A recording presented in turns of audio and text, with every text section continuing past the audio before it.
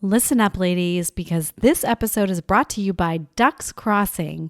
If you are looking for the perfect wine for relaxing at home or having a bath, watching a movie, putting your feet up because we know you've had a long day, or if you're being social and hosting a dinner party, Ducks Crossing has you covered.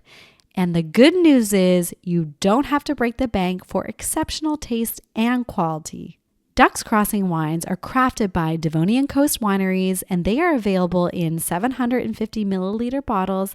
And of course, they're eco-friendly 4-liter boxes. The lineup includes Cabernet Sauvignon, Malbec, Pinot Grigio, and my personal favorite, their Sauvignon Blanc. Ducks Crossing also loves to support local initiatives and environmental causes. A portion of every case that they sell supports the local nature trust, which I love so much. I am so happy that they are sponsoring this episode, and I am a big supporter of what they stand for. Visit devoniancoast.ca or pick up a bottle or case at your local NSLC today. Happy New Year from the Mom Existence. We have entered 2025, which is insane. It sounds even weird to say, but I like the vibe. I'm feeling good about this year. 2024 and the years before have been insane, I think since 2020. So it's always nice to welcome a new, fresh year. And I'm not someone that really reflects a ton, I would say, on the year in itself, or maybe like focused on New Year's resolutions. I just don't really do that. I don't know why. Don't really care. It's nice to kind of reflect, just loosely, but I'm not making a big list and kind of focusing on specific goals. But there are definitely things as we age and experience new situations and years that we are more certain of, I would say, things that I know, okay, I'm done with that. I've been done with that, but it's kind of nice to say it and, mark it with a new year, if that makes sense, which I will be sharing if you haven't seen on Instagram, like a few things that I'm saying, like peace out to, and some things that I'm going to stick with or that are new. So we're all here. We're happy to see a new year. That's always the goal. We had a good holiday. It was very chill, I would say, as chill as a holiday could be. I actually was not feeling good for a few days, so that made me extra chill. I had to kind of lay down and take it easy and nap, which I never do. And the naps were glorious. I just had to lay down and physically shut my brain and body down because I just felt so nauseous. I don't know what's going around, but I'm happy I'm on the mend. I do not want to start the new year off feeling sick. That's for sure.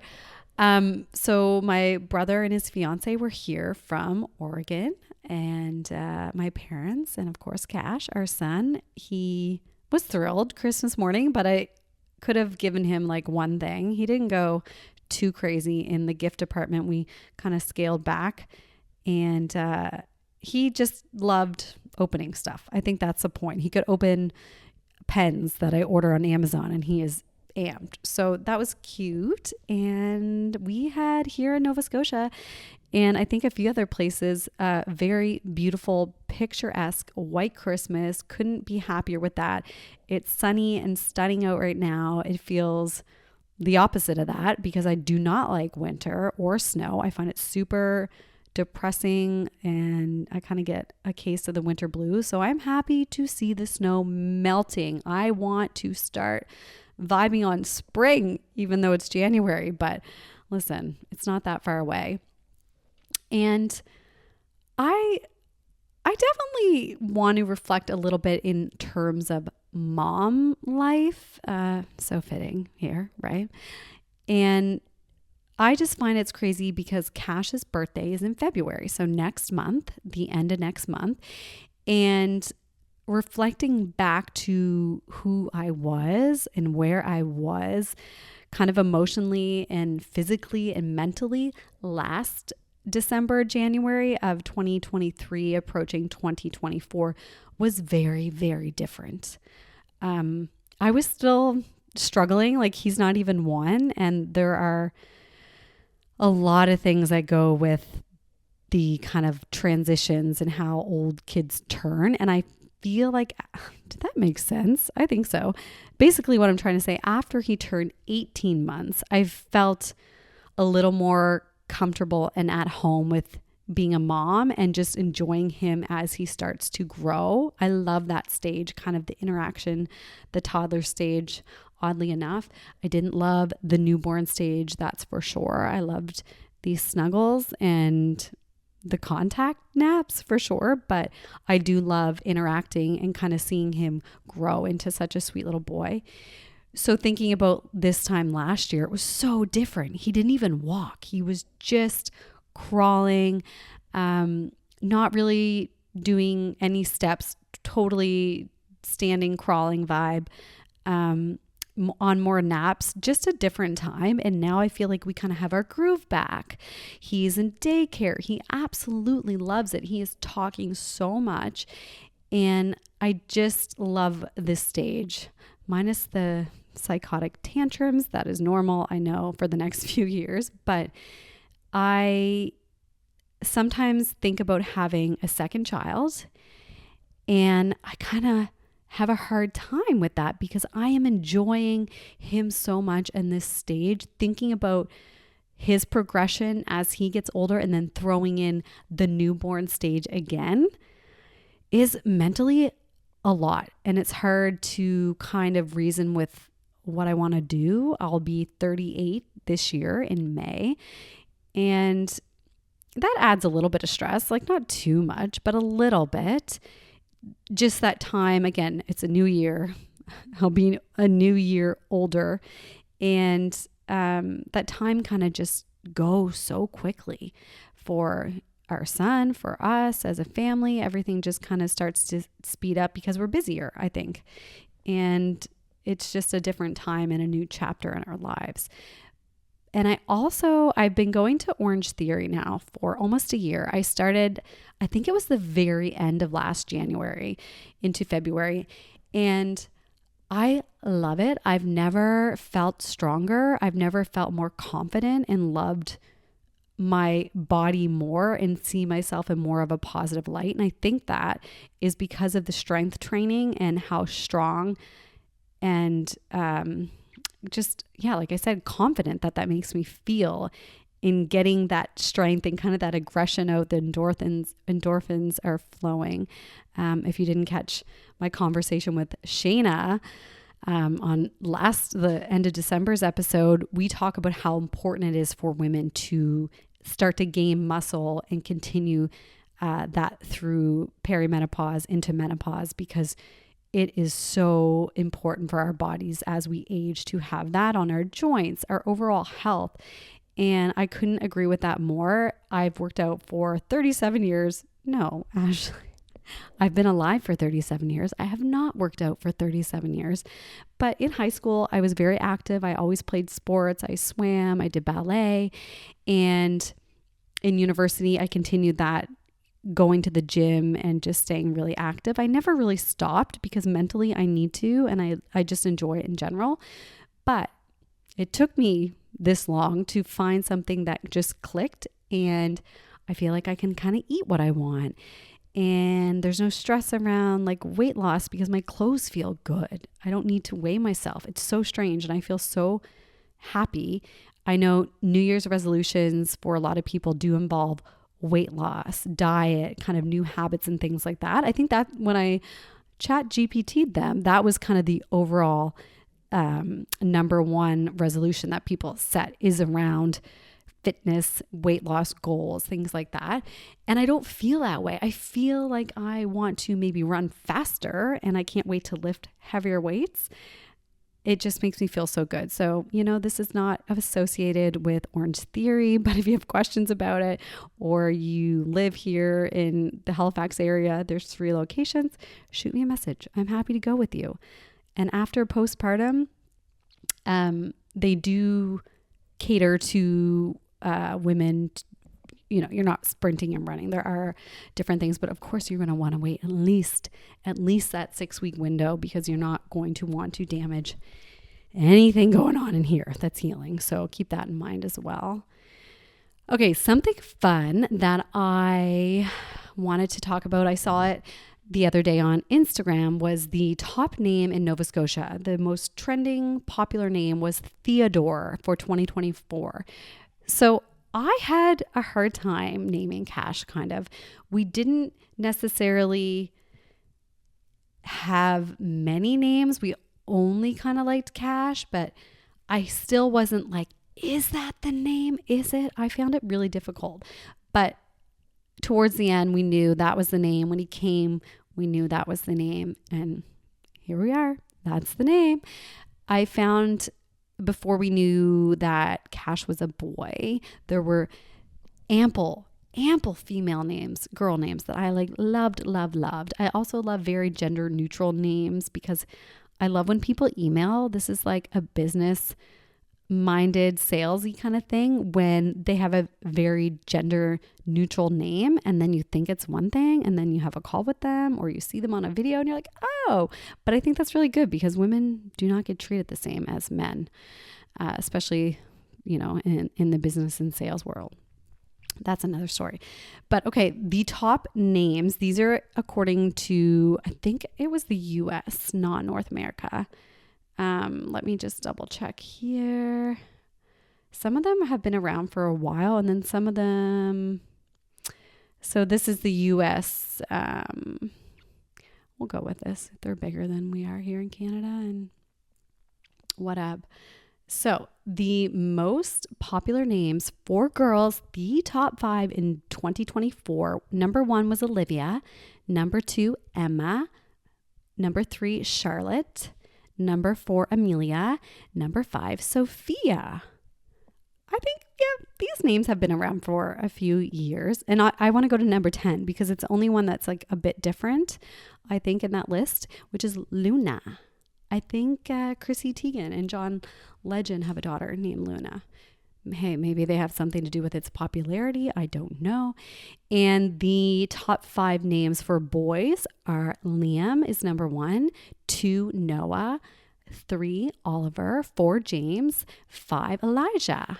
Oh, and 6 is William, which is my grandfather and my dad's name, my brother's middle name. And that is Cash's middle name, Cash William. Okay. And then, interestingly enough, in the US, the 10th most popular name for boys is Theodore. So number 1 here in our province in Nova Scotia, Canada, but in the US it is number 10. So very, I would say these are more traditional names. I think that Olivia has been around for a long time in its popularity, say in the last 10 years. Same with Sophia. Amelia is kind of a new one to me. I maybe grew up with like one Amelia, but not like an Ashley in the 90s. Okay. In elementary school, I think I had in grade primary 1, 5 Ashleys in my class. I feel like Ashleys and Caitlin's and Jessica's and Stacy's, they'll come back one day. I think they're going to come back. Leah, those like 90s names are going to, because no one's going to have them and then people are going to want them and then they'll be popular again. I think that's how it works. Something like that.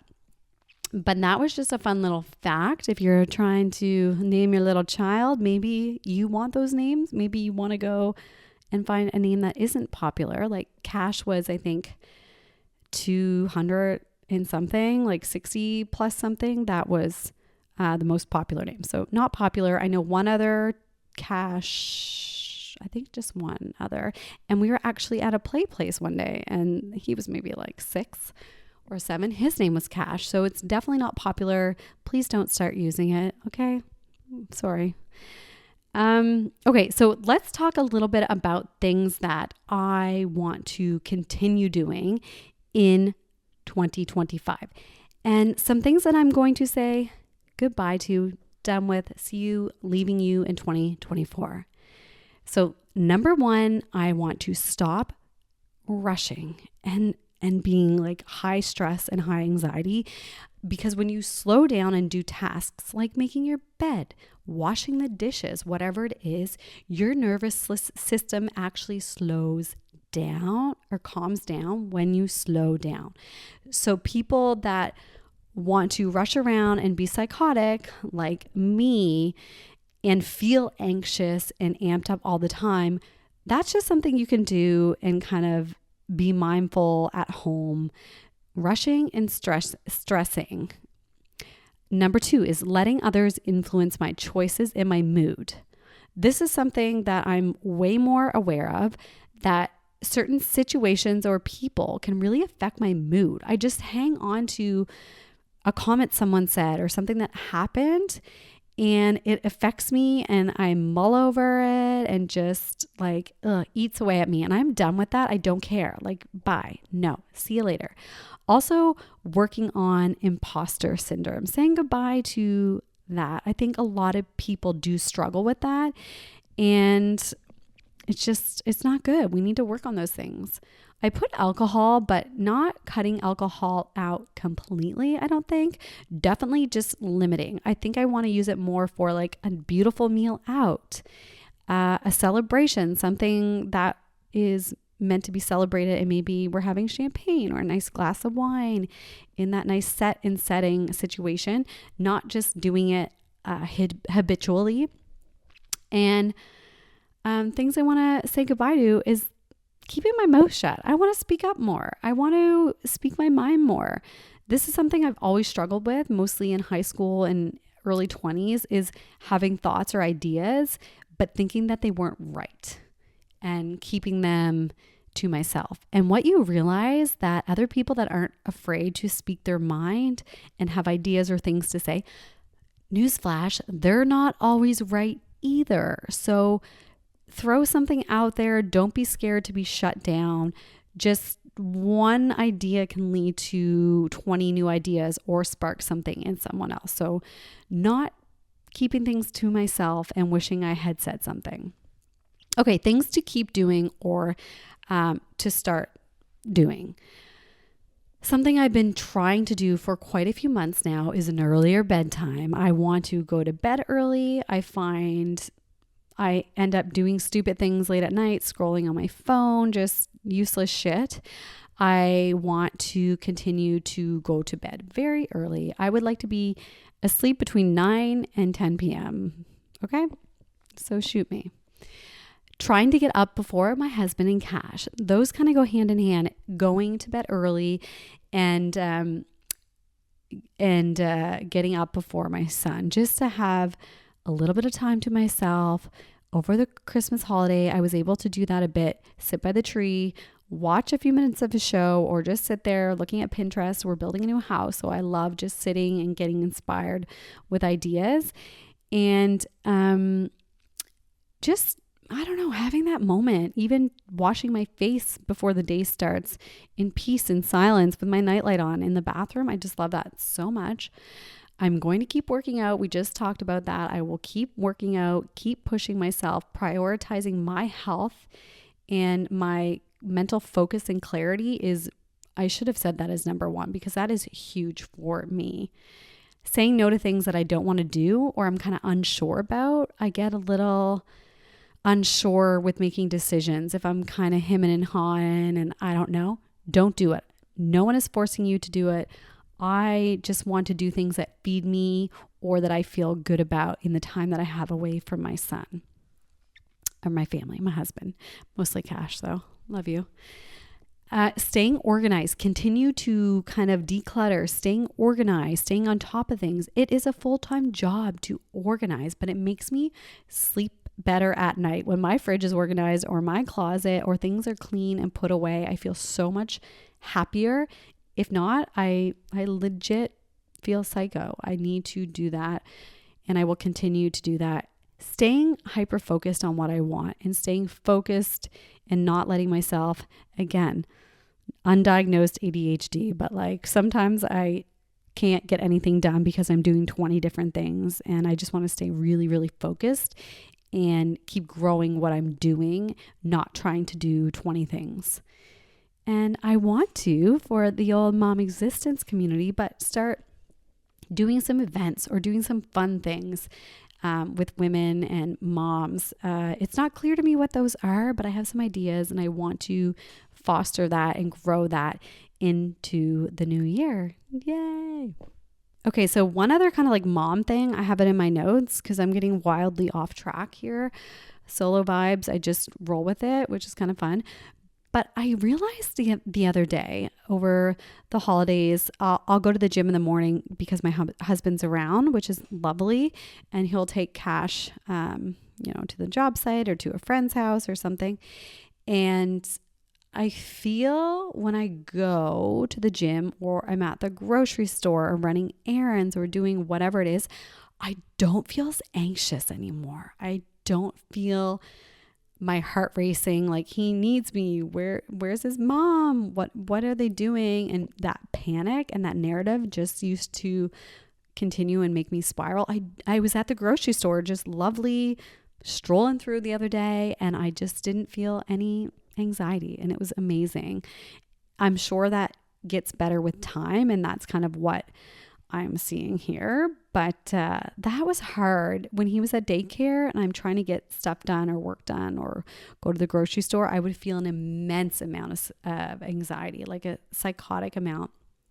Do you know what's funny? As I'm recording this video, if you're watching on YouTube or just listening, hello. But Mark, my producer, is probably going to kill me. I got these new headphones and I've got my setup, whatever, my home chill setup for the holidays here. And I've been recording this video the entire time in portrait mode, not landscape mode. So, YouTube, it might look a little silly. Maybe we'll flip it over right now and continue. He gives me all these tips on things I can do better to improve my home setup. And I was actually thinking, I know I want less white space above my head. And I was like, it seems very different than how I've done this before. But okay, we are now in landscape mode. Sorry, Mark. Sorry, YouTube people. I don't know how much people love YouTube podcasts. I do sometimes if it's a certain guest. I definitely like to pop on YouTube so I can kind of like see them and feel a little more involved in their conversation. But I just love listening to podcasts lately, especially driving or getting ready. It's just nice. It's a nice change from music. It's a way to get information, maybe not feel alone and just feel like part of a community. I don't know. So that is what we are doing here. As we wrap up this podcast and 2024, I hope that everyone had a beautiful, beautiful holiday season and were safe and healthy because that is what life is all about. Be so grateful for all your loved ones, especially this time of year. It is a beautiful time to reflect. And if you are a mom and you are out there and you are struggling and you are listening and you need anything, I am here for you. Please email me or contact me through the form on my website, themomexistence.com, or write me through Instagram. I don't know everything. I'm not a professional mom. I'm just a first-time mom in my late 30s here. But I had a conversation with some gals from the IWK not long ago. They work in specifically like postpartum and prenatal realms. And we were just talking about how much we just love helping women when it comes to pregnancy or postpartum. It just feels so natural. I love just supporting women in whatever way I can. If it's just having a conversation about something that's difficult or something that's hilarious that their child did, or maybe pointing some information their way that I learned or I came across. Because I felt so alone in the beginning, even though I had people around me that loved me, I just felt so alone because it's a new experience that you are experiencing and you feel alone. I want to say you feel alone in your new identity. You don't know who that person is. And that can make it really difficult to move forward when you are sleep deprived and your body feels like this strange place that you don't recognize. Your vagina feels different. Everything feels different. You're not having sex. You're not sleeping. You may not be drinking. You may have a dairy allergy that you're realizing through breastfeeding and you have to start a new diet. There are so many things that come with that baby or child coming into your life that are new, and you have to start understanding this whole new world. And that's what this is about, creating comfort in each other, getting through these stages together and this whole new world of motherhood. Anyways, I hope that you guys enjoyed this episode. Please like, subscribe, maybe share, send to a friend. And we will be back here in a few weeks with some new episodes and new goodness in 2025. Don't forget to go on over to Instagram and follow @TheMomExistence. I'm so happy to connect and see you on there. Bye for now.